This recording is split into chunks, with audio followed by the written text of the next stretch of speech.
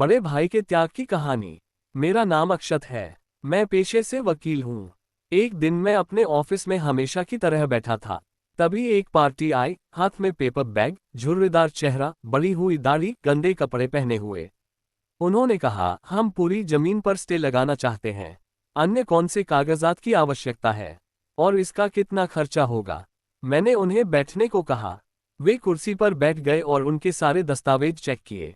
जानकारी लेने के बाद आधा घंटा लग गया और मैंने उन्हें बताया, आइए आपके मामले पर विचार करते हैं।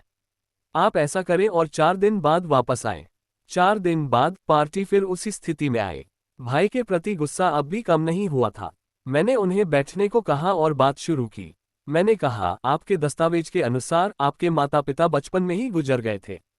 आपकी शिक्षा 9वीं पास है, छोटा भाई BA पास है और आपने अपने भाई की शिक्षा के लिए स्कूल छोड़ दिया। आपने खेती में मेहनत की, रामू के कुएं पर पत्थर फोड़े, शंकर के गन्ने के खेत में काम किया, लेकिन भाई की शिक्षा के लिए पैसे की कमी नहीं आने दी। एक बार आपकी बहन खेत में गाय भैंस चरा रही थी। आपका भाई स्कूल से आया और भैंस के सींग से घायल हो गया।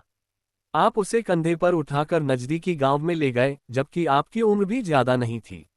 भाई ने BA किया, आपने फिर भी कठिन मेहनत की। अचानक उसे किडनी की समस्या हो गई। बहुत सारे अस्पतालों में इलाज किया, लेकिन कुछ असर नहीं हुआ।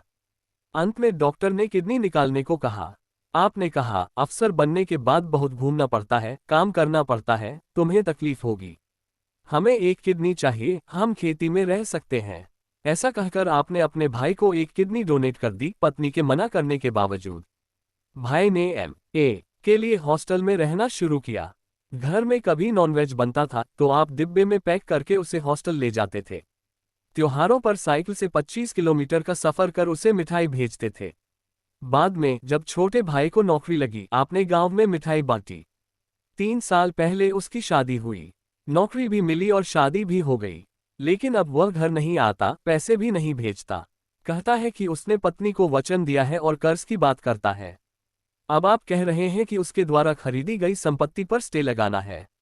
स्टे लागू हो सकता है, लेकिन दान की गई किडनी वापस नहीं की जाएगी। आपके द्वारा बिताए गए जीवन की कीमत कभी वापस नहीं मिलेगी। आप उसके जैसे मत बनिए। वह भिखारी था और आप दिलदार थे। दिलदार ही बने रहिए, आपको कभी किसी चीज की कमी नहीं होगी। पितृ संपत्ति का हिस्सा वैसे ही रखें, कोर्ट कचहरी में मत पड़ें, अपने बच्चों को शिक्षित करें। उस वृद्ध ने 10 मिनट सोचा, फिर सारे कागजात बैग में रख लिए और आंखें पोंछते हुए कहा, चलता हूं साहब।